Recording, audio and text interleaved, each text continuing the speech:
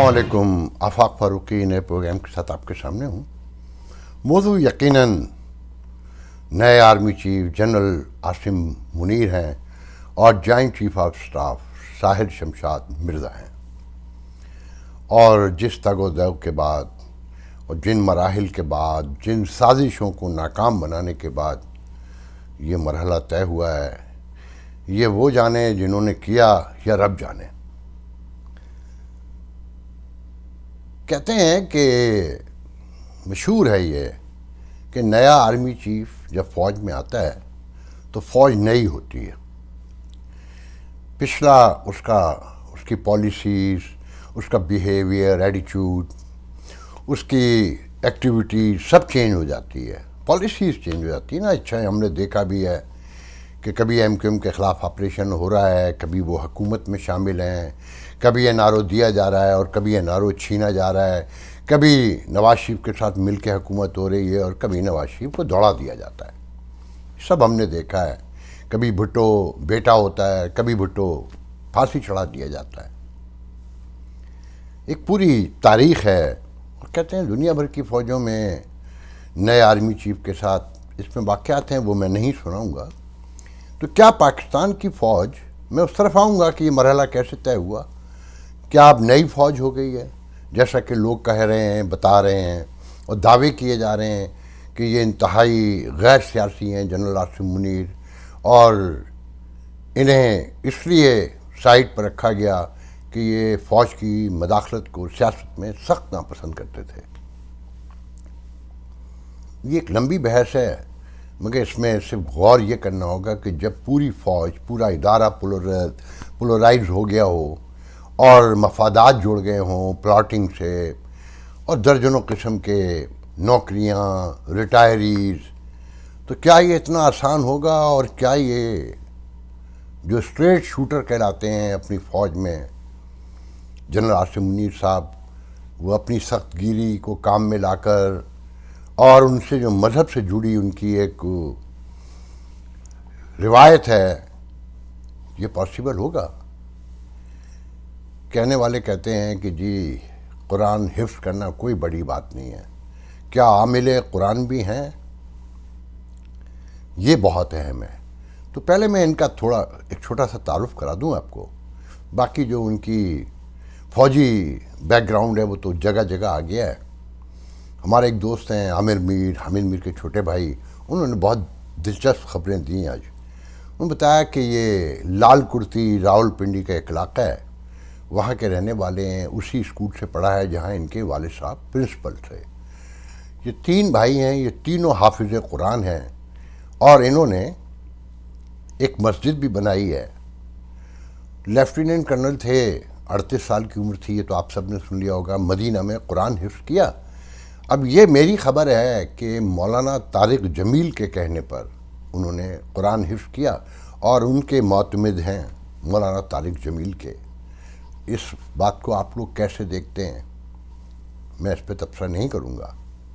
असल बात यह है कि स्ट्रेट शूटर कहलाने वाले आसिम मुनीर को रोकने के लिए कौन कौन लोग शामिल थे। ऑब्वियसली इमरान खान साहब, फैज़ हमीद का पूरा धड़ा और बाजवा साहब खुद। आप लोगों को याद होगा 4-5 रोज़ पहले मैंने कहा था कि जी इत्तेहादी हुकूमत ने तो तय किया है कि जनरल आसिम मुनीर और छठे नंबर के जनरल आमिर शाह जो प्रिंसिपल सेक्रेटरी, मिलिट्री सेक्रेटरी थे सदर आसिफ जरदारी के जब वो सदर थे, मगर आसिम बाजवा अड़ गए कि ऐसा नहीं होगा। और वो आसिम मुनीर का नाम, जनरल आसिम मुनीर का नाम मौजूद नए आर्मी चीफ का नाम फहरिस्त में, लिस्ट में जो समरी जानी थी उसमें शामिल करने को भी तैयार नहीं थे। तो कहते हैं कि एक रिटायर्ड जनरल है कोई, मुझे उनका नाम नहीं पता चल सका, उन्होंने कोऑर्डिनेशन के ज़रिए हुकूमत और बाजवा के दरमियान बाजवा साहब को राज़ी किया कि आप ये ना करें।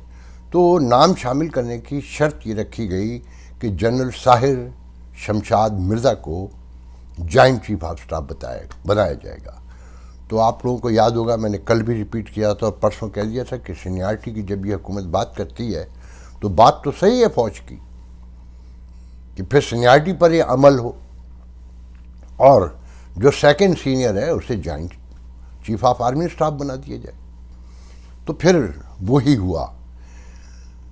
اچھا، جہاں تک اس بات کا تعلق ہے کہ خان صاحب نے سب کچھ کیوں کیا، کہ سمری گئی، عارف الوی لاہور سے اپنے خصوصی طیارے میں آئے، قوم کا پیسہ، اچھا یہ وہ عہدہ ہے جس کی کوئی اہمیت نہیں ہے، کوئی افادیت نہیں ہے، ایک سرمونیل ہے، اور اس کا سالانہ خرچہ 4 سے 5 ارب روپے ہے۔ کتنا؟ 4 سے 5 ارب روپے ہے صدر کا خرچہ، ایک ننگے بھوکے ملک میں جہاں مور دین 50% آبادی بھوک سے مر رہی ہے، بے روزگاری سے مر رہی ہے، اور جس ملک کے 90% ڈیفالٹ کا خطرہ موجود ہے۔ وہ صدر اپنے پارٹی سربراہ کو خوش کرنے کے لیے اور میڈیا کو ڈائیورٹ کرنے کے لیے، اپنی جانب متوجہ کرنے کے لیے وہ لاہور آتا ہے، 48 منٹ کی ملاقات کرتا ہے، اور سب کو پتا تھا کہ وہ روک نہیں سکتے اس سمری کو، زیادہ سے زیادہ 25 دن روک لیں گے۔ اس کے لیے حکومت کو خوف زدہ ہو کر آرمی ایکٹ کے تحت جنرل عاصم منیر کو ریٹین کرنا پڑا، تاکہ عدالت میں اگر کوئی جانا پڑ جائے تو چیزوں کو ثابت کر سکیں، مزید کیاس نہ پھیلے۔ اچھا، خان صاحب کو صرف اپنی آنا چاہیے، اور انہوں نے بتانا تھا کہ دیکھیں میری اپروول بھی شامل ہے۔ کیوں؟ کہ یہ وہ جنرل عاصم منیر ہیں جن کے بارے میں کہا جاتا ہے کہ جب یہ ISI کے چیف تھے، آپ سب کے علم میں ہے، تو انہوں نے جا کر اپنے وزیر اعظم کو اس وقت کے عمران خان صاحب کو جا کے بتایا کہ آپ کے گھر سے بیٹھ کر آپ کے سابق رقیب روسیہ، جس کے بارے میں کہتے ہیں رقیب روسیہ کتے کا پلہ، ابروئے یار کو کہتا ہے بھاؤ، وہ خاور مانی کا، ان کی سابقہ بیگم، خان صاحب کی حالیہ بیگم، اور اب تو یہ بھی مشتبہ ہے کہ وہ بیگم رہی ہیں کہ نہیں رہی ہیں، بہت سے لوگ بہت کہانیاں سناتے ہیں کہ بہرحال یہ لوگ کرپشن کرتے ہیں، اور بزدار عثمان بزدار اس کرپشن کا مہرہ ہے، اس کے ذریعے سارا کچھ ہوتا ہے۔ تو اگر یہ واقعہ سچ ہے کہ خان صاحب نے اس پہ ایکشن لینے کے بجائے ان کا ٹرانسفر کرا دیا، تو ذہن کے ہر خانے میں رکھیں، اگر کا لفظ درست میں استعمال کر رہا ہوں کہ اگر یہ درست ہے، واللہ عالم بالصواب، ہمیں نہیں پتہ کہ عاصم منیر ایک خاموش طبع آدمی ہے۔ ایک جاننے والے نے، ایک ریٹائر فوجی نے مجھے بتایا جو ان کا بیج میٹ ہے، ان کا کہنا یہ ہے کہ یہ اتنے خاموش ہیں کہ ایک بار ان سے پوچھنے کی کوشش کی گئی کہ جب میڈیا میں یہ خبریں بڑے پیمانے پر پچھلے دنوں آ رہی تھیں کہ کیا منیر یہ واقعہ درست ہے، تو انہوں نے کہا کہ جو ادارے کی ایکٹیویٹیز ہیں وہ میں پرائیویٹ محفلوں میں ڈسکس نہیں کرتا۔ اچھا، یہ ذہن میں رکھیں کہ یہ جو انٹیلیجنس اداروں کے لوگ ہوتے ہیں، اور ان کی تو بیسک تربیت ہے، ان کے سکولز وہ رہے ہیں، یہ ٹاپر رہے ہیں، ان کے لیے کہا جاتا ہے یہ بہت خاموش طبع ہوتے ہیں، ان کے فیصلے بولتے ہیں جیسے ججوں کے فیصلے بولتے ہیں، اسی لیے انہیں اسٹریٹ شوٹر کہا جاتا ہے۔ اسی بنیاد پہ عاصم منیر کو، سید عاصم منیر کو سخت گیر کہا جاتا ہے، تو انہوں نے آج تک اظہار نہیں کیا۔ تو اس لیے میں کہہ رہا ہوں ہمیں نہیں پتہ یہ کتنا سچ ہے، کیونکہ خان صاحب تو کہتے ہیں کہ ایسا کوئی واقعہ نہیں ہوا، یہ صرف پالیسی اختلاف تھا چائنا کے حوالے سے، امریکہ کے حوالے سے، کہ جنرل عاصم منیر کا اسٹانس اور تھا، حکومت کا کچھ اور تھا۔ مگر میں کہہ رہا ہوں کہ اگر یہ بات درست ہے کہیں کہ خان صاحب کے گھر سے بیٹھ کر کرپشن ہو رہی تھی، اور ایک پوری نیٹ ورکنگ موجود تھی، اور انٹیلیجنس ادارے کے سربراہ کو پتہ چل گیا تھا، اور وہ یہ بتانے گیا تھا، یہ اس کی نیک نیتی تھی کہ وہ بتانا چاہتا تھا کہ دیکھیں یہ چیزیں درست کر لیں، آپ کے گھر سے ہی ہو رہا ہے، ہو سکتا ہے آپ کے علم میں نہ ہو، تو پھر یہ ذہن میں رکھیں کہ پوری قوم خان صاحب کے ساتھ کھڑی ہو جائے۔ وہ خان صاحب کو سیاست نہیں کرنے دے گا، کیونکہ اسے پتہ ہے کہ یہ کتنے ایماندار ہیں، یہ کتنے مسلمان ہیں، اور یہ کتنے لائل ہیں، یہ کتنے محب وطن ہیں، اور یہ کتنے انصاف پرست ہیں، اور کتنے مساوات کے قائل ہیں۔ مگر میں یہ کہوں گا کہ فوجی تربیت تو یہی کہتی ہے جو میں نے ابھی کہا، مگر آپ خالی اب فوجی نہیں ہیں، آپ کو قومی مفادات کا خیال رکھنا ہے۔ میں ریکویسٹ کروں گا جنرل عاصم منیر سے کہ اگر ایک لیڈر اپنی پاپولرٹی کی انتہا کو چھو رہا ہو تو اسے آپ سچ اور جھوٹ کی بنیاد پر خود اکیلا فیصلہ کر کے الگ نہیں کر سکتے. اس سے مسائل کھڑے ہوں گے، آپ انہیں موقع دیں، یہ خود اپنے ہاتھوں سے اپنا سچ جھوٹ کھولیں گے.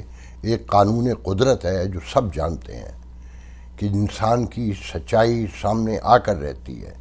انتخابات کب ہوں گے، کیسے ہوں گے، میں اس طرف نہیں جاؤں گا کہ یہ آنے والے دنوں میں پتہ چلے گا، مگر خان صاحب کو پورا موقع ملنا چاہیے. اگر وہ 2/3 اکثریت لے کر آ کر پریزیڈنشل سسٹم لانا چاہتے ہیں تو اس کا موقع بھی ملنا چاہیے کہ یہ ڈوبتی ہوئی ریاست اتنے بڑے بڑے بوجھ اب برداشت نہیں کر سکتی. اور پھر خان صاحب کا جو وتیرہ ہے، طریقہ ہے، اور جو ان کی سراؤنڈنگ ہے، اور جو ان کا بیہیویئر ہے کہ وہ کمرے میں کچھ اور ہیں، باہر کچھ اور ہیں، وہ سب کچھ خود سامنے آ جائے گا. جنرل منیر کو ضرورت نہیں ہے کہ فوج میں ایک بہت بڑا طبقہ آپ کی مخالفت کرتا ہے، اور اپریل تک تو ابھی جنرل فیض حمید بھاولپور میں موجود ہیں جو شدید ترین مخالفت کر رہے تھے، اور بہت عجیب اس حوالے سے خبریں، میں اس طرف نہیں جاؤں گا. اب دیکھنا یہ ہے کہ منگلا کا کور کمانڈر فوری طور پہ کون آتا ہے، پنڈی کور کا جس کے corps commander joint chief of staff بن چکے ہیں. اچھا، میں شاہد شمشاد صاحب کے لیے اتنا کہہ سکوں گا کہ ایک قناعت پسند آدمی بتائے جاتے ہیں، بہت تھوڑے میں خوش ہو جانے والے. ان کے لیے یہ 3 سال کی پوسٹنگ بہت ہے، انہیں کہیں ناراضگی نہیں ہوگی کہ انہیں آرمی چیف کیوں نہیں بنایا گیا، انہیں تو اس کی بھی توقع نہیں ہوگی. مجھے نہیں پتہ یہ کتنا سچ ہے.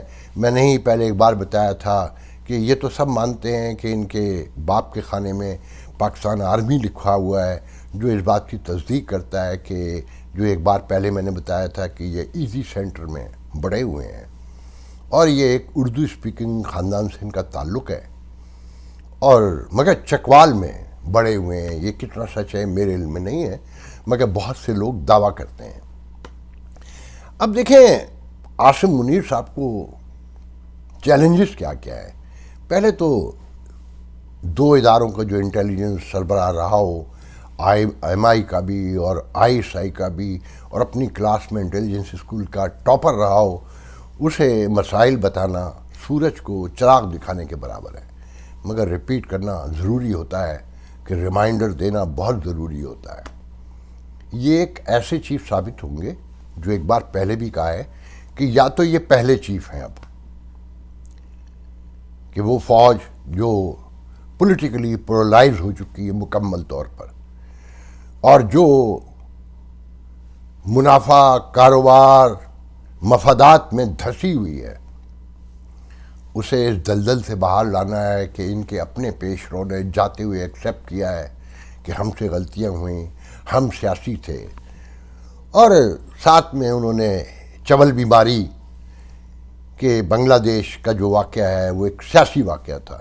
میں اس پر آخر میں آپ کو ایک ویڈیو لگاؤں گا شیخ مجیب کی، وہ دیکھ کر آپ لوگ خود فیصلہ کر لیجئے گا کہ غلطی کس کی تھی. میں نے کل بھی کہا تھا، میں اس پہ لمبی بحث میں نہیں ابھی پڑھنا چاہتا. دیکھیں معیشت ڈوبی ہوئی ہے، ملک معاشی طور پہ یا سیاسی طور پہ ہی صورتحال خراب نہیں ہے، اس وقت سماجی طور پر، مذہبی طور پر، فرقہ وارانہ طور پر جو تضادات، تعصبات ہیں وہ بھی آسمانوں کو چھو رہے ہیں. بلوچستان کا مسئلہ سنگین سے سنگین تر ہوا جاتا ہے، اور جنرل عاصم منیر سے زیادہ کوئی نہیں جانتا کہ اس میں کون ملوث ہے.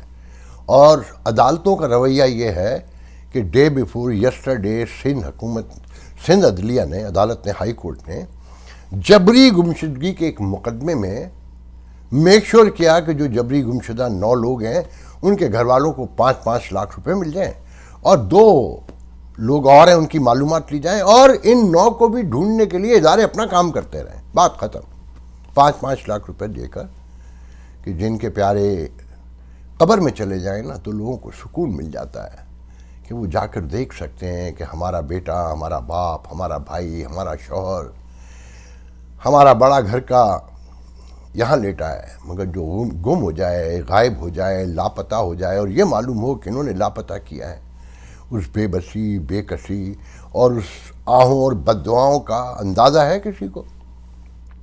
جنرل صاحب، آپ کے سینے پہ تو قرآن نقش ہے نا، آپ کو تو اس کے مفاہیم، اس کی تفہیم سب پتہ ہوگی کہ ظلم کیا ہوتا ہے، جبر کیا ہوتا ہے، ظالم کیا ہوتا ہے، مظلوم کیا ہوتا ہے، انصاف کیا ہوتا ہے، قانون کیا ہوتا ہے، مساوات کیا ہوتا ہے، یہ سب پتہ ہوگا آپ کو۔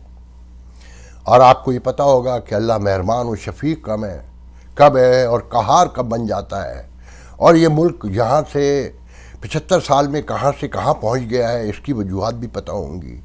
جب آپ یہ مانتے ہیں کہ غیر سیاسی ہونے سے ہی اس ادارے کی بھی بچت ہے، اس ریاست کی بھی بچت ہے، آپ کو سب معلوم ہے۔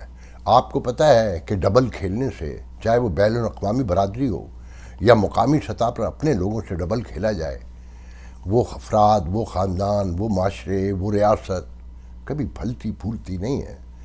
آپ کے ادارے کا ایک بہت بڑا رول ہے 75 سال میں، وہ خود آپ طے کر لیں کہ وہ رول کیا رہا ہے اور کیسا ہے، اس کا اب تقاضا کیا ہے، حالات کا، وقت کا، نزاکت کا، کہ کیا کرنا ہوگا، کیسے بچانا ہوگا اور کیا بچ سکے گا، یہ دیکھنا ہے اب۔ اور آپ کی فوج میں کتنے لوگ آپ کے ساتھ ہیں، اور کیا ابھی بھی خطرات موجود ہیں، جیسا کہ لوگ کہتے ہیں کہ ایک بڑا طبقہ ہے۔ اور پھر یہ بھی دیکھنا ہوگا کیا ڈی ایچ اے بند ہو جائیں گے، کیا بحریہ ٹاؤن کی سپورٹ بند ہو جائے گی، کیا کامران ٹسوری جیسے لوگ اب بھی کنٹینیو کریں گے اور ایسے ہی لوگ آتے رہیں گے، اور رینجرز کراچی میں ظلم ڈھاتی رہے گی، بھتے لیتی رہے گی، پانی بیچتی رہے گی، یہ سب آپ نے دیکھنا ہے۔ آپ نے دیکھنا ہے کہ طالبان کیسے آزاد پھر رہے ہیں، بھتہ کیسے لے رہے ہیں، کیا واقعی دہشت گردی کی جنگ ہم جیت چکے ہیں، یہ موبائل سروس جو بند کرنا پڑتی ہے اور روز ایک نیا خطرہ بتایا جاتا ہے، یہ سارے مسائل آپ کے سامنے منہ پھاڑے کھڑے ہیں، اور اس میں کسی ایک کی حمایت اور کسی ایک کی مخالفت آپ کو تاریخ بنانے کا موقع بھی فراہم کرے گی اور تاریخ کا حصہ بننے کا موقع بھی فراہم کرے گی۔ یہ آپ نے طے کرنا ہے کہ آپ نے تاریخ رقم کرنی ہے یا تاریخ کا حصہ بننا ہے۔ آخر میں اپنے دیکھنے والوں کو، سننے والوں کو، اپنے دوستوں کو ایک اہم ترین خبر اور بتانا چاہتا ہوں، وہ بھی جنرل عاصم منیر سے جڑی ہوئی ہے، کہ جب صدر عارف علوی آنیا جانیاں کر رہے تھے، عمران میڈیا کو اپنی جانب ڈائیورٹ کرنے کے لیے، اپنی انا کو تسکین پہنچانے کے لیے حرکتیں کر رہے تھے، پورا میڈیا ادھر سے ادھر دوڑ رہا تھا اور بتا رہا تھا کہ سمری پتہ نہیں سائن ہوگی کہ نہیں ہوگی۔ عین اس وقت مولانا فضل الرحمان ٹیلی ویژن پہ نمودار ہوتے ہیں، کہیں کسی پہاڑی علاقے میں خطاب فرما رہے ہیں اور بتاتے ہیں کہ ملک سے سودی نظام جانے والا ہے، اور جو عدالت میں شریعت کورٹ کی طرف، جو شریعت کونسل کی جانب سے، نظریاتی کونسل کی جانب سے جو مقدمہ ہے یا جو سفارشات گئی ہیں، اس کے خلاف حکومت وٹنس نہیں بنے گی، اس کو فالو نہیں کرے گی اور اس کے خلاف عدالت نہیں جائے گی، اور ایک علماء کانفرنس ہونے والی ہے مولانا مفتی تقی عثمانی کی سربراہی میں، اس کے دعوت نامے جاری ہو چکے ہیں 30 دسمبر کے یا 30 نومبر کے، اور یہ مسئلہ حل ہو جائے گا، اور ہم نے ایک بڑی کامیابی حاصل کر لی ہے کہ ملک سے سودی نظام ختم ہو جائے گا۔ جنرل صاحب، وہ ملک جو اپنا اسٹیٹ بینک انڈیپینڈنٹ کر چکا ہو، جو I M F, World Bank سے لے کر پوری دنیا کے فائنینشل انسٹیٹیوٹ کا قرض خواہ ہو، اور اس قرض کو وہ سود کے ساتھ ادا کر رہا ہو، جس ملک کا اپنا اسٹیٹ بینک 14% سود وصول کر رہا ہو، اور وہ انٹرنیشنل اکانومی سے جڑا ہوا ملک ہو، کیا وہ یہ افورڈ کر سکتا ہے؟ اور وہ سود، بلا سودی معیشت جس کے بارے میں کہتے ہیں کہ طوائف کو احرام پہنا دینا ہے، بلا سودی اکانومی کا آج کے دور میں ذکر کر کے، کہ آپ کے ملک میں یہ ایک بینک ہے جو اسلامی سرمایہ کاری کرتا ہے، مگر کیسے کرتا ہے کہ وہ آپ کے پروفٹ کا ذمہ دار ہے، اس میں شریک رہتا ہے، پروفٹ برابر کا لیتا ہے، مگر نقصان ہو جائے تو وہ دور کھڑا ہو جاتا ہے اور کہتا ہے کہ نقصان کے ٹوٹل آپ ذمہ دار ہیں۔ تو یہ طوائف کو احرام باندھ کر حجاب پہنا کر لانے والی بات ہے، اس کے علاوہ کچھ نہیں ہے۔ اس پہ غور کیجئے گا، آنے والے دن ایک نئی آزمائش کا اور ایک کڑی آزمائش کا، امتحان کا دور پاکستان میں شروع ہونے جا رہا ہے، پاکستان کی فوج کا، ٹوٹے ہوئے اداروں کا۔ اب دیکھنا یہ ہے کہ کیا یہ ریاست جو آلموسٹ اپنے انجام کی پذیر ہونے جا رہی ہے، اس کے اداروں کو درست کرنے کے لیے وہ ادارہ اپنا کردار ادا کرے گا جس نے ان تمام اداروں کو توڑنے میں اپنا ہی کردار ادا کیا ہے۔ اللہ জানেন দোষ কি আমাদের? আজকে আমি প্রেসিডেন্ট ইয়াহিয়া খান সাহেবের সঙ্গে দেখা করেছি, আপনারা জানেন, আলাপ আলোচনা করেছি। আমি শুধু বাংলার নয়, পাকিস্তানের মেজরিটি পার্টির নেতা হিসাবে তাকে অনুরোধ করলাম 15 ফেব্রুয়ারি তারিখে আপনি জাতীয় পরিষদের অধিবেশন দেন। আমরা পাকিস্তানের সংখ্যাগুরু আমি অনুরোধ করছি, আপনারা আমাদের ভাই, আপনারা দেশকে একেবারে জাহান্নামে ধ্বংস করে দিয়েন না। জীবনে আর কোনোদিন আপনাদের মুখ দেখা দেখি হবে না। যদিও আমরা শান্তিপূর্ণভাবে আমাদের ফয়সলা করতে পারি, তাহলে অন্তপক্ষে ভাই ভাই হিসেবে বাস করার সম্ভাবনা আছে। সেই জন্য আপনাদের অনুরোধ করছি, আমার এই দেশে আপনারা মিলিটারি শাসন চালাবার চেষ্টা আর করবেন না। আরো দেব, এই দেশের মানুষকে মুক্ত করে ছাড়বো ইনশাআল্লাহ। এবারে সংগ্রাম আমাদের মুক্তির সংগ্রাম, এবারে সংগ্রাম স্বাধীনতার সংগ্রাম। জয় বাংলা, জয় পাকিস্তান।